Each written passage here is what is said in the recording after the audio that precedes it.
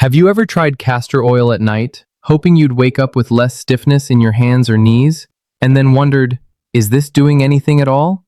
Here's the bold truth. Most people use castor oil before bed for the wrong reason, and that's why they either call it a miracle or they call it a scam. Because castor oil is not a magic detox that pulls problems out of your body while you sleep. But used the right way, it can become a gentle comfort routine that helps many people over 50 feel warmer, looser, and more relaxed by morning. And tonight, I'm going to walk you through it step by step, simple, safe, and calm. There are two paths here, the comfort path and the regret path. In a few minutes, I'll give you a quick bedtime routine for hands and knees that takes under 5 minutes. Now, before we get to the routine, we need to talk about why people get disappointed and what mistake sends them down the regret path.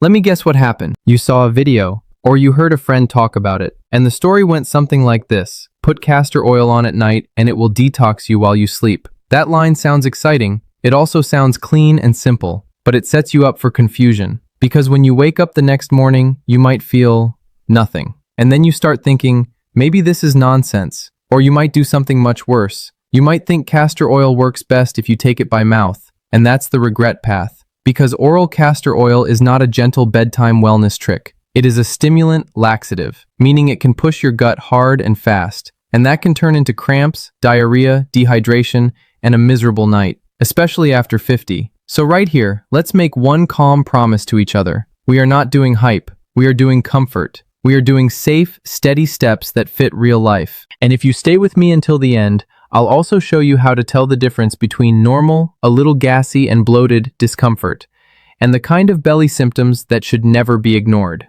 Quick reset. Drop your shoulders. Unclench your jaw. Slow breath in. Longer breath out. Good. Now, I want you to watch this full video for one reason. Most videos talk about castor oil like it's magic. They skip the part that actually protects you. So do me a favor. Watch this all the way through. And if this helps you, save it. Share it. Because someone you care about is probably trying a natural remedy right now with no clear safety plan. And yes, go ahead and like the video too. Not because I'm chasing likes, but because it helps this reach the exact people who need simple, calm, evidence-based wellness. The people who are tired of being talked at and just want to feel better. Now let's build the foundation. Castor oil is a thick, pale vegetable oil made from castor beans. It has been used for a long time in medicine and in skin products. The main active fatty acid in it is called ricinoleic acid. In plain words, that's one of the reasons castor oil is so thick and clingy on the skin. And I want to clear up a fear that some people have. You may have heard of ricin, the toxin from castor beans. Here's the simple truth. Ricin is a water-soluble protein. It does not dissolve into the oil. So properly made castor oil does not contain ricin, as long as the product is made correctly and not contaminated. Now the most important difference in this whole video is this. Topical castor oil is one thing. Oral castor oil is a totally different thing. And this difference is where people get lost. The only FDA-recognized medical use for castor oil is as an oral stimulant laxative for occasional constipation. It works, but it can be harsh. Even professional drug references say it is often avoided for simple constipation because it can cause violent purging. So if you came here hoping I would tell you to drink castor oil every night, no, that's not what we're doing. We're focusing on comfort, joints, skin, relaxation, sleep, and we're keeping it practical. Now, right here is where I'm going to plant a flag for a future video, because this matters a lot after 50. In another video, I'm going to cover castor oil and medication interactions, especially if you take water pills, also called diuretics, or if you have heart or kidney issues, because anything that can cause diarrhea can also mess with fluids and minerals in your body. And after 50, that can hit harder. So if you want that safety piece, subscribe and hit the bell now. Not later, now. Because that's the kind of video that prevents a natural remedy from turning into a rough week. Okay, let's come back to the title. What does your body do at night when you apply castor oil before sleep? Here's the gentle answer. At night, your body runs its quiet repair shift. You are not rushing around. You are not washing your hands 5 times. You are not wiping things off. You are still. And when you are still, two things happen that matter here. First, the oil stays on longer. Second, your nervous system can settle. That's why nighttime use can feel different from daytime use. Not because your belly button is a secret portal, not because toxins are leaving your body through your skin, but because calm and stillness change how your body feels pain, tension, and stiffness. Now let me say something that might surprise you. A lot of the magic people feel from castor oil packs is not a mystery chemical going deep into the body. A lot of it is warmth, gentle pressure, slow breathing, and a quiet moment where your body finally stops bracing. That's not fake, that's real. Your nervous system matters. Quick check-in. If you've been watching and thinking, okay, but what do I do with this? Good, because now we're going to turn this into a simple bedtime routine focused on joint comfort, and I'll give it to you in a way that fits real life. Not a 2-hour spa plan, not a complicated health lecture. A routine you can actually do. One sentence before we begin so you know where I'm coming from. I'm Dr. Michael Carter, Senior Health Advisor, and my mission is to help people over 50 live healthier, longer, and happier lives through natural nutrition, evidence-based wellness, and practical daily habits. Now let's take the comfort path. Here's the mindset. This is not about forcing results. This is about sending your body a message. We're safe. We're slowing down. We're getting ready for rest. And when you do that, stiffness often eases a little. Sleep often improves a little, and mornings can feel less rough. If you only remember one thing from this whole video, remember this. Use a tiny amount. Start small. You can always add more later. You cannot undo an irritated rash easily. Now I'm going to give you 3 levels. Pick the one that fits your energy tonight. Level 1 is for most people. Level 2 is for people who wake up with stiff knees or ankles. Level 3 is optional, for shoulders and low back, and it's done before sleep, not as an all-night project. Level 1. The hands and fingers routine. If you wake up with stiff fingers, sore knuckles, or hands that feel tight and dry, this is for you. Step 1. Warm your hands for a moment. Not hot, just warm. You can run warm water over them for 10 seconds. Or hold a warm mug. This is not about heat therapy. It's about softening the locked-up feeling. Step 2. Take a pea-size amount of castor oil for one hand. That's it. A pea, not a spoon. Rub it between your palms. Step 3. Gentle massage. Start at the fingertips. Move slowly through the finger joints, then the palm, then the wrist. You are not trying to dig into pain. You are trying to invite comfort. Think soft and steady. Now here's a small trick that makes this work better and keeps your sheets clean. Put on a pair of thin cotton gloves. That's it. Now your hands can stay warm and coated through the night without castor oil ending up on your pillowcase. Quick recap. Warm hands, pea-size oil, gentle massage, cotton gloves. That's level 1. Now level 2. Knees and ankles. This one is for the people who stand up in the morning and feel like their knees need 5 minutes to wake up. First, do a gentle warm compress for about 3 minutes. A warm washcloth works, not hot. If you have numbness, neuropathy, diabetes, or reduced feeling in your legs, be extra careful with heat. You don't want burns. Then apply a very thin layer of castor oil around the knee or ankle. Not on broken skin, not on a rash, just a thin layer. Then cover it with soft cotton. An old sock cut into a sleeve works for an ankle. Old leggings work for a knee. The goal is comfort and warmth, not a mess, not a slippery fall risk. And yes, you can sleep like that if your skin tolerates it. But if you are trying this for the first time, do it for 45 minutes before bed first. Then see how your skin feels the next day. Because again, comfort path, not regret path. Now level 3, shoulders or low back. This is not an overnight wrap. This is a pre-sleep wind down. Put a small amount on your shoulder or low back. 2 minutes of gentle massage.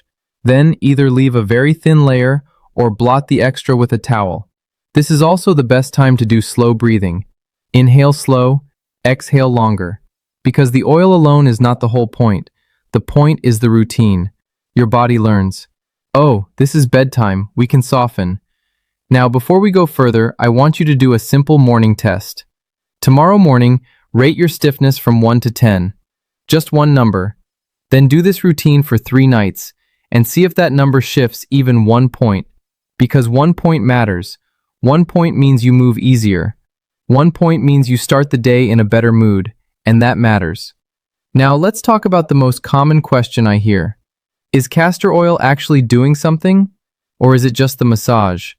Here's the honest answer. It can be both. Castor oil is thick. It coats the skin. It can reduce water loss through the outer skin layer. That's one reason heavy oils can feel so soothing overnight. People often call this water loss tevel, but you don't need the term. Just remember, it helps seal in moisture.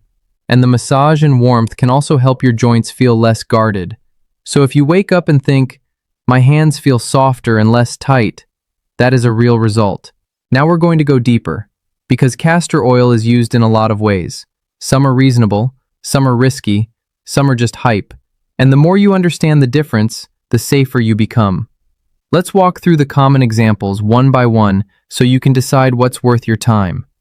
First example, arthritis and joint discomfort. You'll hear people talk about a castor oil pack on a joint. Usually that means a flannel or cotton cloth with castor oil on it, placed on the sore area, covered, sometimes with a heating pad for about 45 minutes. Here's what I want you to understand. Warmth alone can reduce pain and stiffness for many people. That's well known. Gentle pressure and stillness can also help your body relax. So if someone says, that pack helped my knee feel better, I believe they felt comfort. But I will not tell you it cures arthritis. And I will not tell you it pulls inflammation out like a vacuum. Here's the safe way to think about it. A castor oil pack can be a soothing, warming routine for a sore joint. It may help you feel better. It is not a replacement for medical care. Now the caution. Heating pads can burn skin, especially if you have less feeling in the area. So if you use heat, keep it gentle. Use time limits. Do not fall asleep with a heating pad on. Comfort path. Second example, constipation relief. This is where castor oil is actually a real medicine. When you swallow castor oil, your body breaks it down in the small intestine. The active part, ricinoleic acid, activates certain receptors in your gut wall that make the intestines squeeze and push things forward. And many sources list adult dosing in the range of 1 to 4 tablespoons, depending on the product and guidance. But I need to be very clear, this is not a daily wellness habit. Oral castor oil can cause strong cramping and diarrhea. It can cause nausea and vomiting. It can lead to dehydration. And if you lose too much fluid, you can also lose key minerals like potassium. That can lead to weakness and low blood pressure. So if you're dealing with constipation, the better long-term plan is usually daily habits first. Fluids, fiber done slowly, movement, and safer options you can talk about with a pharmacist or clinician. Castor oil by mouth is the big hammer. Sometimes it's used, but it's not the tool you pick every day. Third example, deep skin moisturizer. This one makes a lot of sense. Castor oil is heavy. It can act like a seal over the skin, and that can reduce overnight water loss from the outer skin layer. If you want the best version of this, here's the trick. Put a little lotion on first, or apply castor oil to slightly damp skin, then seal it, because oil is not water. Oil helps hold water in, it does not replace water. So for dry hands, dry heels, and dry knees, this can be a very simple win. Fourth example, wound healing products. You may see castor oil in some wound ointments. For example, Venelex is a prescription product that contains castor oil and balsam Peru, and it is used to cover and protect certain wounds in a moist environment. Now, I'm not telling you to treat serious wounds at home with kitchen oil. That's not the message. The message is, castor oil is used in real medical skin products, so it's not a fake substance. But wound care should be guided by a professional, especially if you have diabetes, poor circulation, or a wound that won't heal. Fifth example, acne. You'll hear people say castor oil is antimicrobial and anti-inflammatory, and that it helps with acne. Here's my gentle warning. Acne-prone skin is tricky.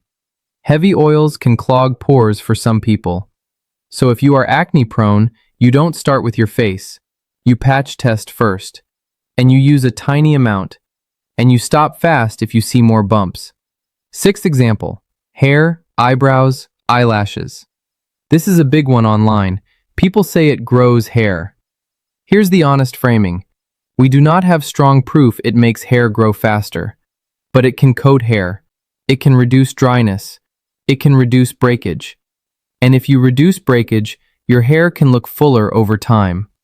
So a better promise is, it may help hair look healthier and thicker by reducing breakage, not, it will regrow your hairline. Seventh example, menstrual cramp relief. Some people use warm castor oil on the lower belly and say it relaxes cramps.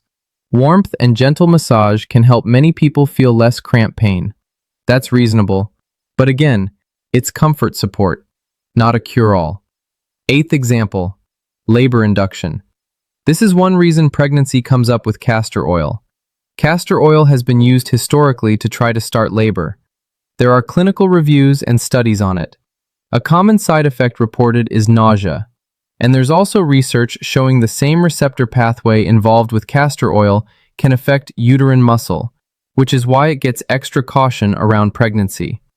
So here's the simple rule. If you are pregnant, do not treat castor oil like a casual home remedy. Talk to your clinician.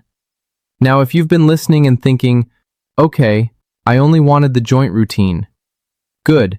Because that is still the safest place to start. Topical, small amount, local comfort.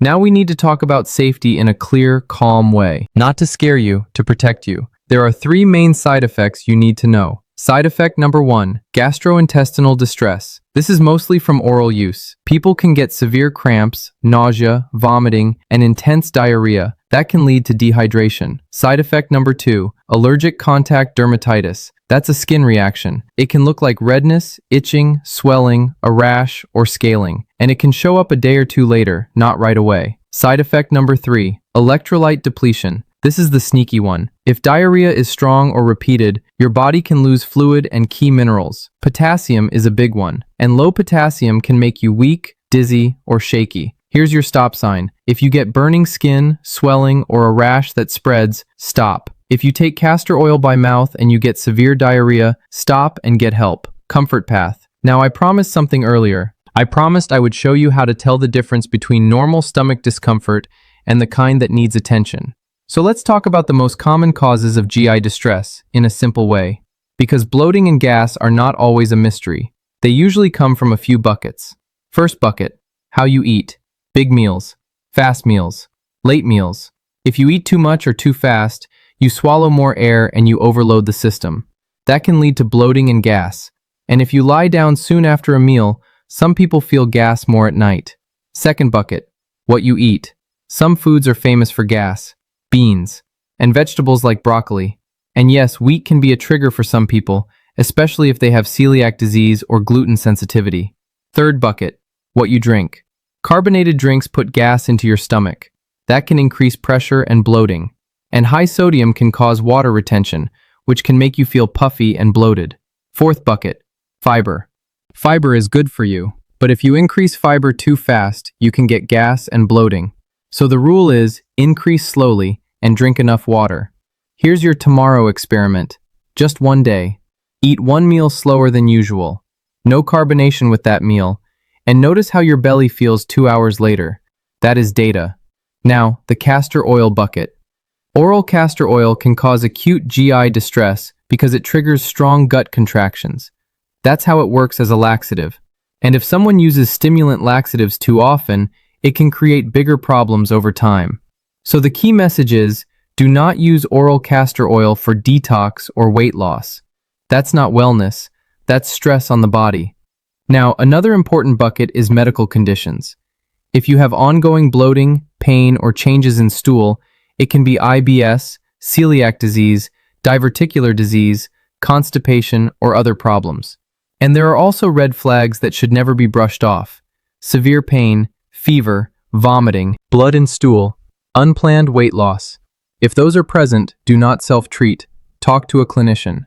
Now let's talk about the skin reaction risk in a little more detail, because this surprises people. Allergic contact dermatitis is a delayed reaction. It is called a type 4 delayed hypersensitivity reaction. That means your immune system can react 24 to 72 hours after contact, not instantly. So someone will say, I used castor oil on Monday and I was fine. Then on Wednesday they say, now I'm itchy, what happened? That can be how delayed reactions look. And the key point from your research is important. The main fatty acid in castor oil is ricinoleic acid. It is linked to many of the effects people talk about, and it has also been reported as an allergen in certain lip product reactions called cheilitis. That's lip inflammation and swelling. So if you use castor oil on your lips, or you use a lip product that contains castor oil, and your lips get puffy or itchy, pay attention. Now, who is more likely to react? People with eczema, people with sensitive skin, people who already react to fragrances or botanicals. And here is a big one. Occlusion increases risk. Occlusion means you cover the skin so it stays wet and sealed, like with a pack, or a wrap, or a tight covering. That can amplify exposure and make reactions stronger. That's why patch testing is your best friend. Here's the patch test. Put a dime-sized drop on the inner forearm. Keep the area dry. Leave it for 24 to 48 hours. Watch for redness, itching, swelling, rash. If you react, do not use it. And even if you don't react, still start small. Because skin is not a machine, it changes. Now we're nearing the end, and I want to bring you back to the title one more time. What is your body doing at night when you apply castor oil? 3 simple things. 1. It's letting the oil sit longer, which can help dry, tight skin feel softer by morning.